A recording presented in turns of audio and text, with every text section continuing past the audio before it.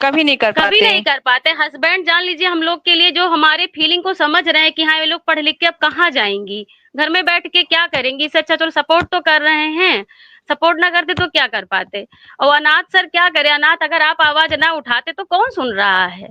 अधिकारी की बुराई की बात नहीं है सर, दिसंबर में आदेश द्वितीय चरण का आया था और सोचिए रिलीविंग के लिए भी एसडीएम और डीएम के यहाँ दौड़ लगाई गई है, तब रिलीविंग मिला है अभी मार्च में। ये हाल है।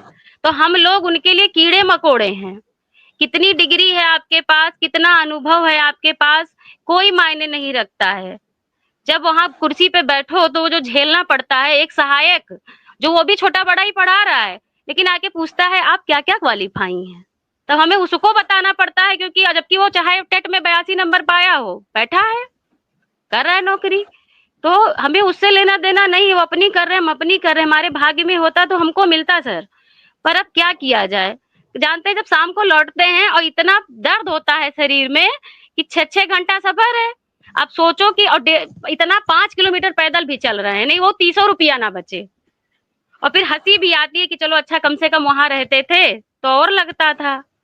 तो सर बस यही आपसे निवेदन है, विनम्र निवेदन है, हाथ जोड़ के निवेदन है कि जैसे बन सक रहा है, अभी तक आप प्रयास किए हैं तो थोड़ा करा दीजिए। हम जोड़ लेते हैं हाथ, तो हम जोड़ लेंगे। नहीं सर, नहीं सर, विनम्र निवेदन तो है ही हम लोग का कि किसी तरीके से हम लोग का ट्रांसफर करा दीजिए सर। नहीं सर, आप ही हैं जो उठा रहे हैं, आपका तो हम लोग कभी मतलब कहाँ से कहाँ पहुंचेंगे नहीं पता, लेकिन आपके लिए हम लोग के लिए ना शब्द हैं, शब्दों से किसी का आभार व्यक्त नहीं हो सकता है। सिर्फ हम अपने कह के अपने मन का हल्का कर लेते हैं कि हमने कह दिया, पर जो आप दे रहे हैं अपना समय और वो कोई देना नहीं चाहता है। अगर एक बार हम लोग के साथ हमारे शिक्षक साथी खड़े हो जाएं तो ये दुर्गति हम लोगों की ना रहे। ये आप जान लीजिए, ना शिक्षक साथी खड़ा हो रहा, ना एक भी अधिकारी आता है चेक कर रहे, क्या वो 1-2 लाइन लिख के नहीं कह सकता सर हमारे विभाग में है, ये भी हमारे बच्चे हैं।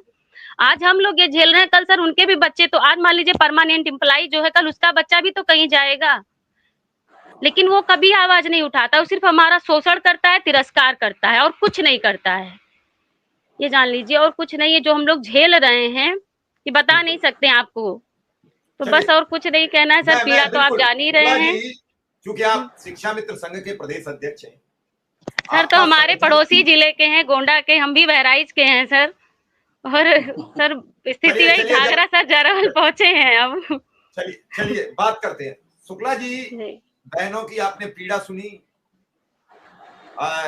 हर एक महिला की इच्छा होती है उसकी शादी होगी, वो ससुराल जाएगी, लेकिन शिक्षा मित्र अनुदेशक जो अंतर जनपदीय ट्रांसफर में जूझ रहे हैं उनके तलाक पर नौबत है, परिवार टूटने के कगार पर है। सुमन निगम से लगातार 2 वर्ष से बात हो रही है और ये रोने लगती है कई बार तो फोन पे। अब इनका ट्रांसफर हो गया दूसरे चरण का तो ये मुस्कुरा रही है, वरना ये रोती है जब भी फोन करती है तो सर क्या होगा हमारा। और इनका नाम याद हो गया है, रेखा ने हमसे लिंक लिया और उन्होंने सुमन निगम को भेज दिया कि हम सुमन निगम को नहीं जोड़ते हैं, ये रोने लगती है, तो मुझे बहुत खराब लगता है। तो ये देखो महिला शक्ति है, उन्होंने जुगाड़ से एक दूसरे को लिंक डाइवर्ट कर दिया, हमें पता ही नहीं लगा। इन सब की बात यह है कि आपकी बात होती है अधिकारियों से, तो ये पीड़ा आपने सुनी, विक्रम सिंह लगातार कर रहे हैं, तो विक्रम सिंह के साथ जो परिवार से दूर है सर, आप मेरी बात सुनिए, जो मैं सिर्फ छुट्टियों में जा पाती हूँ सर, आप ये जानिए, सिर्फ छुट्टियों में जा पाती हूँ। बात सुनिए शुक्ला जी। जी शुक्ला जी, तो ये बात जरूर। मिश्रा जी जी देखिए, बड़ा स्पष्ट है जो बातें बहन कह रही हैं। जब आदरणीय सुब्रा मैडम डायरेक्टर थी, ये 2022-23 में,